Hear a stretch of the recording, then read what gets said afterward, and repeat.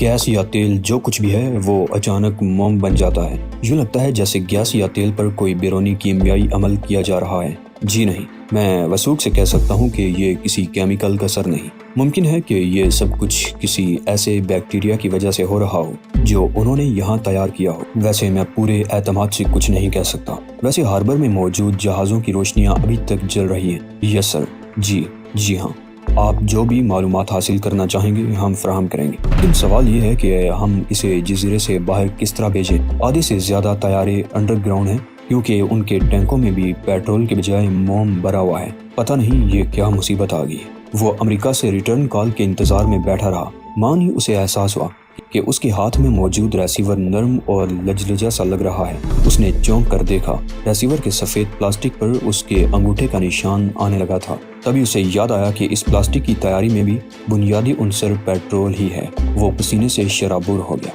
Chemical چپکنے لگی، مگر اس کے چپکنے کی وجہ پسینہ نہیں تھا۔ بات یہ تھی کہ قمیص کے کپڑے کی تیاری میں بھی پیٹرول شامل تھا۔ اس نے قمیص اتار دی۔ قمیص ایسی لگ رہی تھی جیسے وہ گیلی اور گرم ربڑ اتار رہا ہے۔ کال بیک میں تاخیر نہ ہوئی۔ وزارت تجارت و صنعت میں اس کے اعلیٰ افسروں کو اس موم میں بہت دلچسپی تھی اور اسے یہ اطلاع دی جا رہی تھی کہ وہ کم از کم 5 ٹن ایسا موم چاہتے ہیں جس سے حالات اس مرحلے پر پہنچ گئے ہیں کہ پیٹر برگ اجڑنے والا ہے۔ 5 ٹن؟ امریکی افسر نے حیرت سے کہا، مگر تجربات کے لیے اتنی مقدار کی کیا ضرورت ہے؟ بات یہ ہے کہ ہمارا ہر شعبہ اس پر تجربات کرنے کا خواہاں ہے۔ محکمہ دفاع، محکمہ وزارت اور CIA وغیرہ سبھی اس میں دلچسپی لے رہے ہیں، لیکن میں 5 ٹن کہاں سے حاصل کروں گا؟ تم کتنا حاصل کر سکتے ہو؟ زیادہ سے زیادہ 1 ٹن، افسر نے جواب دیا۔ گڈ، اسے ہم طیارے میں لے جائیں گے۔ یہ جواب سن کر افسر نے ریسیور رکھ دیا کیونکہ اسے اندازہ تھا کہ اب دوسری طرف سے کوئی بات نہیں کی جائے گی۔ موم سے بھرا ہوا کین لینے کے لیے آنے والا پہلا طیارہ دوبارہ ٹیک آف نہیں کر سکا۔ دوسرے طیارے کے انجن پر فوراً ہی موم کی تہیں اس طرح جم گئی کہ وہ اس میں چھپ کر رہ گیا، لیکن بہرحال یہ طیارہ ٹیک آف کر گیا۔ تاہم یہی غلطی ہوئی۔ ابھی طیارہ 7000 فٹ کی بلندی پر تھا کہ اچانک رک گیا۔ کنٹرول سسٹم بے قابو ہو گیا۔ ٹلٹ بے ہوٹل میں مقیم مہمانوں نے ورانڈے سے اس طیارے کی تباہی کا منظر دیکھا۔ تیسرا طیارہ 7 میل کا سفر طے کرنے کے بعد سمندر میں غرق ہو گیا۔ سرکاری ملازموں نے ایک اور ترکیب نکالی۔ انہوں نے موم کا ایک بڑا سا ڈھیر ایک بڑے اور مضبوط تھیلے میں بھر کر اس کو اچھی طرح بند کر دیا اور پھر کوئی ایسا طیارہ تلاش کرنے لگے جس پر موم کا ابھی تک اثر نہیں ہوا ہو۔ ہینگر میں ایک طیارہ بہت اندر ایسی جگہ کھڑا ہوا تھا جہاں ہوا کا گزر تک نہ تھا۔ اس کی کھڑکیاں وغیرہ بھی بند تھی۔ یہ ملازم اس وقت تک انتظار کرتے رہے جب تک ہوا کا رخ تبدیل نہیں ہو گیا، اور جو ہی ہوا سمندر سے ہینگر کی طرف چلنے کی بجائے مخالف سمت میں چلنے لگی، انہوں نے انتہائی پھرتی سے کام کیا۔ تھیلے کو طیارے میں ٹھونسا اور ہوا باز کو کاکپٹ میں۔ ہوا باز کو مکمل بریفنگ کی گئی تھی، لہٰذا اس نے طیارے کو اس انداز میں نکالا کہ وہ سمندر سے آنے والی ہوا سے نہ گزرے، اور یوں یہ طیارہ کنواس بیگ میں بھرے ہوئے موم سمیت واشنگٹن پہنچ گیا۔ وہاں صدر مملکت کو یہ بتایا جا رہا تھا کہ انسانیت کس خطرناک خطرے سے دوچار ہے۔ ویل، صدر نے اپنے مخصوص انداز میں مسکرا کر کہا۔ اداکاری ان کے رگو پے میں سرایت کر چکی تھی۔ وہ پیدائشی طور پر اداکار تھے، ناکام ہی صحیح، لیکن اس ناکام اداکار نے سیاست میں بڑی کامیابیاں حاصل کی تھی۔ اس کے اعصاب مضبوط تھے۔ یہ یقیناً ایک دشوار صورتحال ہے، لیکن ہم ایسی مشکلات سے پہلے بھی تو گزر چکے ہیں۔ ہم نے بڑے بڑے مسائل کو حل کر دیا ہے۔ یہ مسئلہ بھی محنت اور بھرپور اعتماد و یقین سے کام لینے سے حل ہو سکتا ہے۔ ان الفاظ سے اس کی کابینہ میں شامل کئی افراد کی آنکھوں میں آنسو آ گئے اور بعض نے ایسا محسوس کیا جیسے ان کے حلق میں پھندا سا پڑ گیا ہو۔ میں معذرت خواہ ہوں جناب، کیونکہ مجھے آپ کے تجزیے سے اتفاق نہیں، ایک سائنسدان نے بڑی گمبھیر آواز میں کہا۔ میرا خیال ہے کہ ہمیں آج سے قبل کبھی انسانیت کی مکمل تباہی کے خطرے سے دوچار نہیں ہونا پڑا تھا۔ میں تم سے اتفاق نہیں کرتا مسٹر، صدر نے مسکرا کر جواب دیا۔ ایسے خطرات سامنے آتے رہے ہیں اور ہم ان سے کامیابی کے ساتھ نمٹتے بھی رہے ہیں۔ میٹنگ روم تالیوں سے گونج اٹھا۔ وزیر دفاع نے کہا کہ انہوں نے پہلے کبھی صدر کی تقریر میں اتنا زبردست یقین محسوس نہیں کیا تھا۔ وزیر داخلہ نے کہا کہ صدر کے ایک ہی جملے نے ٹوٹے ہوئے دلوں کو اتنی توانائی عطا کی ہے، اور صدر مملکت مسکرا کر سب کا شکریہ ادا کر رہے تھے، لیکن سائنسداں اپنے موقف پر اڑا ہوا تھا۔ میرا خیال ہے کہ میں نے اپنے موقف کی ابھی وضاحت نہیں کی ہے صدر محترم، اس نے کہا۔ یہ جنگ انسانوں سے نہیں ہے، دراصل ایک تباہی ہے، ایک مہلک طوفان ہے جو ہم سب کو گھیرنے والا ہے۔ طوفان؟ صدر مملکت نے مخصوص انداز میں کہکہا لگایا۔ ہاں، یاد آیا، میں نے ایک ایسی فلم میں کام کیا تھا جس میں ہمیں طوفان میں گرا ہوا دکھایا جاتا تھا۔ مجھے یاد ہے کہ اس روز واقعی طوفان آ گیا تھا اور میں نے ایک کیبن میں پناہ لی تھی۔ ویرا ہر بار الٹن میرے ساتھ ہی تھی، وہیں ہمیں ایک دوسرے سے عشق ہو گیا۔ پھر طوفان ختم ہونے کے بعد ہم دونوں باہر نکل آئے۔ وزیر دفاع نے اس بات میں سر کو جنبش دی۔ دراصل وہ اس بات پر خوش تھا کہ صدر نے اس خوفناک صورتحال کو سنجیدگی سے نہیں لیا، کیونکہ صدر اب عمر کے اس مرحلے پر پہنچ گیا تھا کہ مزید کوئی صدمہ برداشت کرنے کی اس میں ہمت نہ تھی، اور یہ بات محض 2 وزیروں کو معلوم تھی۔ صدر مملکت نے گزشتہ ہفتے ہی فوجی مشقیں دیکھی تھیں، جن کے بعد انہیں ایک ہفتہ تک اس دیہی محل میں آرام کی ہدایت دی گئی تھی۔ سائنسداں بہت ضدی ثابت ہو رہا تھا۔ میں خبردار کرنا چاہتا ہوں کہ دنیا کا سارا پیٹرول، تیل کا ایک ایک قطرہ اور گیس کا ایک ایک کیوبک انچ ضائع ہو جائے گا، یا کم از کم پیٹرول کی رسد بند ہو جائے گی۔ ناممکن، وزیر دفاع نے پرزور انداز میں تردید کی۔ ہماری ایسی تمام تنصیبات زیر زمین ہیں۔ سائنسداں نے ایک طویل سانس لے کر بریف کیس کھولا۔ وہ اس مرحلے کے لیے تیار ہو کر آیا تھا۔ اس نے 3 بوتلیں نکالی۔ ایک چھوٹی سی بوتل میں وہی پیٹرول خور موم بھرا ہوا تھا، دوسری بظاہر خالی لگ رہی تھی، اور تیسری بوتل میں، جسے انتہائی سختی سے سرب مہر کیا گیا تھا، کالا کالا تیل تھا۔ اس میں اناروبک بیکٹیریا ہے حضرات۔ اس نے خالی بوتل ہاتھ میں لے کر سب کو دکھایا۔ اناروبک کا مطلب ہے آکسیجن یا ہوا کے بغیر۔ یہی وجہ ہے کہ اگر یہ کسی آئل سسٹم میں دخل اندازی کر بیٹھیں تو پھر اندر ہی اندر اس کو پوری طرح اپنی لپیٹ میں لے لیں گے۔ انہیں زندہ رہنے اور مزید جرثومے پیدا کرنے کے لیے ہوا کی ضرورت نہیں ہوتی۔ اگر یہ زیر زمین ذخائر تک پہنچ جائیں تو ان کو بھی دیمک کی طرح صاف کر جائیں گے۔ سوال یہ ہے کہ انہیں زیر زمین کون پہنچائے گا؟ وزیر دفاع نے خشمگین انداز میں پوچھا۔ ہوا۔ سائنسداں کا جواب دو ٹوک تھا۔ اس پورے عمل میں ہماری خوش قسمتی یہ ہے کہ یہ جرثومے زیادہ طویل فاصلے تک پرواز نہیں کر سکتے، چھوٹے فاصلے طے کر کے ہی پھٹ جاتے ہیں۔ اس کی زندہ مثال ساحل سینٹ مارٹن پر موجود جہاز ہیں، جن کی روشنیاں ابھی تک جل رہی ہیں۔ اس کی ناک پر گھونسا مارو، صدر نے رائے دی۔ ایک فلم میں ویلن میری پٹائی کر رہا تھا، میں نے اس کی ناک پر گھونسا مارا تو وہ وہیں ڈھیر ہو گیا۔ وہ اداکار نہیں جناب، بیکٹیریا ہیں، وہ ان کی ناک نہیں ہوتی اور ان کی ناک نہیں ہوتی۔ سائنسدان نے اپنا غصہ بمشکل ضبط کیا۔ میرا اپنا اصول یہ ہے کہ اس توپ کے قریب ہی مت جاؤ جو داغی جانے والی ہو، وزیر دفاع نے کہا۔ اوہو، وہاں تو ایسا لگتا ہے جیسے پٹاخے پھٹ رہے ہیں۔ حضرات، سائنسداں اب پھٹ پڑنے کے قریب تھا۔ میں خبردار کرنا چاہتا ہوں کہ اگر اس بیکٹیریا پر توجہ نہ دی گئی تو کرۂ ارض پر ایک قطرہ تیل بھی نہیں رہے گا۔ نہ تیل ہوگا، نہ گیس، اور نہ ہی تیل سے بننے والا پلاسٹک۔ اس کا مطلب یہ ہوا کہ تیل کی طلب بہت بڑھ جائے گی؟ صدر نے مسکراتے ہوئے پوچھا۔ نہیں، اس کا مطلب یہ ہوا کہ انجن تباہ ہو جائیں گے، صنعتیں بند ہو جائیں گی۔ جب تک پیٹرول کا متبادل تلاش نہ کیا جائے گا اس وقت تک کاریں بھی سڑکوں پر نہیں چلیں گی۔ تیل کا متبادل بہت مہنگا ثابت ہوگا۔ کیا آپ تصور کر سکتے ہیں کہ کبھی پیٹرول $10 فی گیلن ملے گا، اور وہ بھی اس شرط پر کہ اس بیکٹیریم نے سینتھیٹک ایندھن پر حملہ نہ کیا؟ اوہ، صدر کے چہرے پر پہلی مرتبہ تشویش کے سائل لرزنے لگے۔ یعنی صنعتی دور ختم ہو جائے گا؟ جی ہاں، ہم پل بھر میں بھوڑے اور گھوڑے کی دنیا میں واپس چلے جائیں گے۔ ممکن ہے کہ ہمیں غاروں کی زندگی دوبارہ اختیار کرنی پڑے۔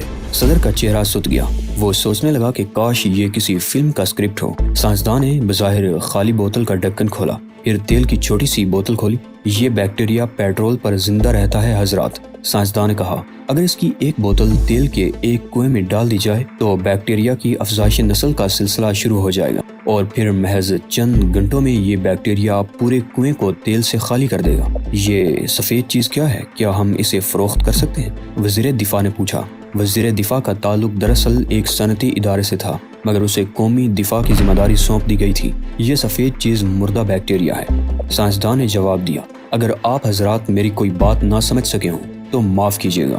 وجہ یہ ہے کہ میں اس شعبہ میں مہارت نہیں رکھتا، اور اس شعبے کے کسی ماہر کو فوراً بلاؤ، صدر نے حکم دیا۔ یہی ایک المیہ ہے جناب، اس شعبے کا کوئی ماہر دستیاب نہیں۔ اگر کوئی ماہر دستیاب ہوتا تو میں یہاں نہ ہوتا۔ اس شعبے میں امریکہ کے پاس کوئی ماہر نہیں۔ صدر کی آواز شدت حیرت یا غصے سے کانپ رہی تھی۔ میں نے کسی ماہر کو تلاش کرنے کی کوشش کی تھی جناب، سائنسدان نے کہا۔ پہلے اس شعبے کے کئی ماہر یونیورسٹی آف میساچوسٹس سے وابستہ تھے، لیکن پھر انہیں یا تو قتل کر دیا گیا یا پھر انہوں نے کہیں اور نوکری کر لی۔ وہ کہاں ملازم ہیں؟ اس کا مجھے علم نہیں۔ مختصراً یہ عرض کر سکتا ہوں جناب کہ ہمیں ایک وبا سے خطرہ ہے۔ پیٹرولیم وبا سے، اور اس وبا کا علاج کرنے کے لیے کوئی ڈاکٹر دستیاب نہیں۔ تمہارا مطلب یہ ہے کہ دنیا بھر کی آئل سپلائی خطرے میں ہے؟ صدر نے بے چینی سے پہلو بدل کر پوچھا۔ جی ہاں، اس کا مطلب یہ ہے کہ یہ کوئی سازش ہے۔ آپ درست کہہ رہے ہیں جناب، سائنسدان نے جواب دیا، اور کابینہ کے دوسرے وزیر بھی سر ہلانے لگے۔ اب جب کہ ہم ایک نتیجے پر پہنچ چکے ہیں تو ایجنڈے کے اگلے پوائنٹ پر گفتگو شروع کی جا سکتی ہے، وزیر دفاع نے کہا۔ نہیں، صدر نے پرزور لہجے میں کہا، فی الوقت اسی موضوع پر بات کی جائے گی۔ وہ سوچ رہا تھا کہ اس وزیر دفاع کو تو اس کی انڈسٹری میں رکھا جائے تو بہتر ہے۔ یہ بتاؤ کہ بیکٹیریا کہاں سے آیا اور اسے کیوں تیار کیا گیا ہے؟ صدر اب سنجیدگی سے متعلقہ پہلو پر غور کر رہا تھا۔ اس کی تیاری کا مقصد تیل سے پھیلنے والی سمندری آلودگی کو صاف کرنا تھا، سائنسدان نے جواب دیا۔ بھلا آلودگی صاف کرنے کی خواہش کسے ہوگی؟ وزیر داخلہ نے سوال کیا۔ سمندر اور سمندری مخلوق کو زندہ رہنے کے لیے ماحول فراہم کرنے کے خواہش مندوں کو، یہ جواب صدر نے دیا تھا۔ ماحول نواز، وزیر داخلہ نے ایک طویل سانس لے کر کہا، ان لوگوں نے ہمیں بہت پریشان کر رکھا ہے۔ صدر نے ایک خاص انداز سے سر جھٹکا۔ وہ سوچ رہے تھے کہ وزیر داخلہ کو نجی کاروبار ہی میں رہنا چاہیے تھا، لیکن فی الوقت یہ کابینہ میں تبدیلی کا موقع نہیں تھا۔ سائنسدان نے جو مسئلہ پیش کیا تھا وہ بہت نازک اور انتہائی خطرناک تھا۔ صدر نے اندازہ لگا لیا تھا کہ اناروبک بیکٹیریا کو کسی خاص مقصد کے تحت تخلیق کیا گیا ہے، اور وہ لوگ جو اس کا توڑ کر سکتے ہیں منظر سے ہٹا دیے گئے ہیں۔ غالباً ان لوگوں کو ہٹایا جانا بھی منصوبے کا ہی حصہ ہے۔ اب دنیا کو غیر مہذب بلکہ پتھروں کے دور میں واپس لے جانے کے منصوبے پر عمل شروع کیا جائے۔ صدر کو علم تھا کہ انہیں اب وہ ایک اختیار استعمال کرنا ہے جس کو انہوں نے کبھی نہ کبھی استعمال کرنے کا عزم کر رکھا تھا۔ وہ میٹنگ چھوڑ کر اپنے بیڈ روم میں آئے اور بیڈ کی ایک خفیہ دراز سے انہوں نے ٹیلی فون نکالا۔ اس ٹیلی فون کو سبکدوش ہونے والے صدر نے ان کے حوالے کیا تھا اور واضح طور پر کہا تھا، اس ٹیلی فون پر گفتگو کرنے والے کو آپ حکم نہیں دے سکتے، صرف تجویز پیش کر سکتے ہیں، اور ضروری نہیں کہ وہ آپ کی تجویز پر عمل کرے۔ بھلا تمہیں اس کا علم کیسے ہوا کہ وہ شخص صدر کے حکم پر عمل نہیں کرے گا؟ نئے صدر نے پوچھا۔ ثبوت کے لیے انتخابات میں میرا ہار جانا ہی کافی ہے، سبکدوش ہونے والے صدر نے جواب دیا، لیکن میں اسے کبھی استعمال نہیں کروں گا۔ نئے صدر نے سبکدوش ہونے والے صدر کے ساتھ عزم کیا، لیکن اب وہ فون کا ریسیور اٹھا رہے تھے۔ بیکٹیریم کو ہر قیمت پر روکا جانا تھا تاکہ انسانیت تباہ نہ ہو۔ اس وقت آئین پر عمل اتنا اہم نہ تھا جتنا غیر آئینی ذرائع سے دنیا کو بچانا۔ دوسری طرف اچانک ہی عجیب سی آواز سنائی دی، یس مسٹر پریزیڈنٹ، نسل انسان کو ایک مسئلے کا سامنا ہے۔ ممکن ہے کہ آپ اس طرح رابطے پر حیرت زدہ ہوں، لیکن میرے پاس اس کے سوا اور کوئی راستہ نہ تھا۔ یہ سلسلہ ختم ہونا چاہیے، صدر نے کہا۔ دوسری طرف کچھ دیر تک خاموشی رہی اور صدر کی سانس ایک نافہم خوف سے الٹ پلٹ ہونے لگی۔ اگر آپ کا اشارہ دوسری طرف سے آنے والی آواز بے تاثر اور سر تھی، ریپڈ بریڈر بیکٹیریا یا RBB سے ہے، تو ہم پہلے ہی اس پر توجہ دے رہے ہیں۔ پھر آپ کو علم ہوگا کہ MUT سے تعلق رکھنے والے ایسے تمام سائنسداں غائب ہیں جو اس سلسلے میں ہماری تھوڑی بہت مدد کر سکتے تھے، صدر مملکت نے کہا۔ انہیں اس بات پر بہرحال بہت مسرت تھی کہ ان پراسرار لوگوں کو RBB کی تباہ کاریوں کا اندازہ ہے اور وہ اس پر کام بھی شروع کر چکے ہیں۔ MUT میں ہمارے لوگ موجود ہیں جناب، تو تمہیں اس کا بھی علم ہوگا اس کے پیچھے کیا ہے۔ بھلا تیل کی عالمی رسد کا خاتمہ کرنے کے پس پشت کیا مقصد کار فرما ہوگا؟ صدر نے کہا، ابھی تک اس کا ہمیں بھی علم نہیں۔ لہجہ معذرت خواہانہ تھا، لیکن ہمیں یقین ہے کہ یہ سب کچھ بلا مقصد نہیں، اور یہ بھی یقین ہے کہ وہ جو کوئی بھی ہے اس نے تیل کے ماہر سائنسدانوں کو راہ سے ہٹا کر دراصل ہمارے دفاعی مورچے مسمار کر دیے۔ تمہارے کتنے آدمی اس مشن پر کام کر رہے ہیں؟ صدر نے اب بے تکلفی کا مظاہرہ شروع کر دیا تھا۔ ایک آدمی، ساتھ میں اس کا ٹرینر بھی ہے۔ ایک آدمی؟ صدر مملکت حیرت سے اچھل پڑے۔ شاید تم اس آپریشن کی نوعیت نہیں سمجھ سکے۔ دنیا کو تباہی کا سامنا ہے اور تم نے صرف ایک آدمی کی ڈیوٹی لگائی ہے کہ وہ اس تباہی کو روک دے۔ وہ انتہائی خاص آدمی ہے جناب صدر۔ لہجہ اب سر ترین ہی نہیں بلکہ روکھا بھی ہو گیا تھا۔ کیا وہ اس مشن کے لیے کافی ہوگا؟ صدر مملکت کی آواز میں اچانک ہی نرمی آ گئی۔ اگر وہ کافی ثابت نہ ہوا تو پھر آپ کی پوری فوج بھی ناکافی ہوگی مسٹر پریزیڈنٹ۔ خدا کرے وہ کامیاب ہو جائے۔ صدر نے ایک طویل سانس لے کر دل کی گہرائیوں سے دعا کی۔ ریسیور رکھتے ہوئے بہرام کے لبوں پر بھی یہی دعا تھی کہ ٹائیگر اس مشن میں کامیاب ہو جائے۔ اوشان ان پورٹرز پر نظر رکھے ہوئے تھا جو اس کے 14 صندوق اٹھا کر کوپلے پلازا ہوٹل کے سویٹ کے دروازے سے نکل رہے تھے۔ ٹائیگر کو علم تھا کہ اوشان ان تمام پورٹرز کو چھچورے سفید فام معاون کہتا رہا ہے، حالانکہ ان میں سے 7 یا 8 سیاہ فام بھی تھے۔ ویسے ٹائیگر کو خوشی تھی کہ اتنے پورٹرز مل گئے वगरना या तो खुद टाइगर को खुद संदूक उठाने पड़ते या फिर ओशान किसी भी राहगीर को रोककर उसे संदूक उठाने का हुक्म देता और ऐसी सूरत हाल में हालात बहुत बिगड़ जाते। कुछ देर कबल ही टाइगर अमेरिका के मसाइल पर ओशान का एक तवील लेक्चर सुन चुका था। इस पसमानदा मुल्क अमेरिका का सबसे बड़ा मसला ये है कि यहाँ पेशावर और माहिर मास्टरों का फुकदान है। सिर्फ नौसीखी और गैर तजर्बेकार कातिल मिलते हैं जो खिदमात का सही मुआवजा भी वसूल नहीं करते। हमें एंगोलिया जाने के लिए दोपहर की परवाज पकड़नी है लिटिल फादर, टाइगर ने उसे मुत्तला किया। और अब तो नफीस और माहिर जल्लाद भी गैर तजर्बेकार कातिलों के इस रवैये से मुतासिर हो रहे हैं। ओशान मुसलसल कहता रहा, बिला मुआवजा खिदमत का ये रुझान इंतहाई खतरनाक है, हमें जल्दी करनी होगी वगरना हम बोस्टन के ट्रैफिक में फंस कर रह जाएंगे। टाइगर ने उसे खबरदार किया, बरसों की तरबियत का कोई भी असर नहीं होता, बल्कि ये तरबियत रेत पर हवा के झोंके की तरह आर्जी और फानी लगती है। और फिर बूढ़ा उस्ताद अपने शागिर्द के नाशुक्रेपन पर दिल पकड़ कर बैठ जाता है। बहराम ने पूछा है कि क्या मास्टर को हल्का और ज्यादा बेहतर टेप रिकॉर्डर दरकार है, मगर उस बूढ़े उस्ताद की परवाह किसे है जो जिंदगी भर के लिए अपने गांव वालों को दाल रोटी और कपड़ा फराहम करने का जिम्मेदार है। मैंने बहराम से कह दिया है कि मास्टर को नया टेप रिकॉर्डर नहीं चाहिए, क्योंकि इस नए तर्ज के टेप रिकॉर्डर को चलाने का तरीका सीखने के लिए मास्टर को मुद्दत दरकार होगी। तभी ओशान ने बड़े गुस्से से टाइगर को घूरा था, अहमक, तुम्हें नया टेप रिकॉर्डर ले लेना चाहिए था।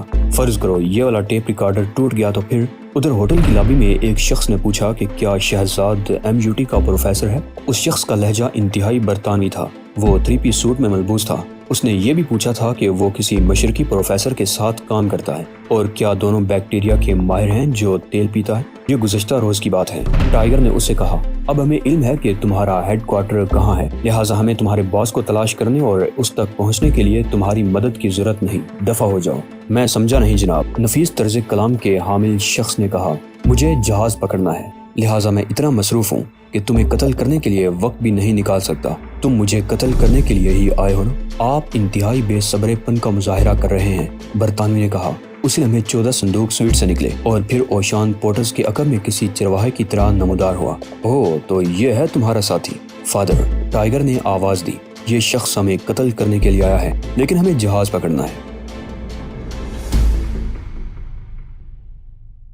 कहानी की हर किस्त देखने के लिए अपने इस चैनल को सब्सक्राइब करके बेल आइकन पर लाजमी क्लिक कर लें। नीज वीडियो को लाइक करके हमारी हौसला अफजाई जरूर कीजिए।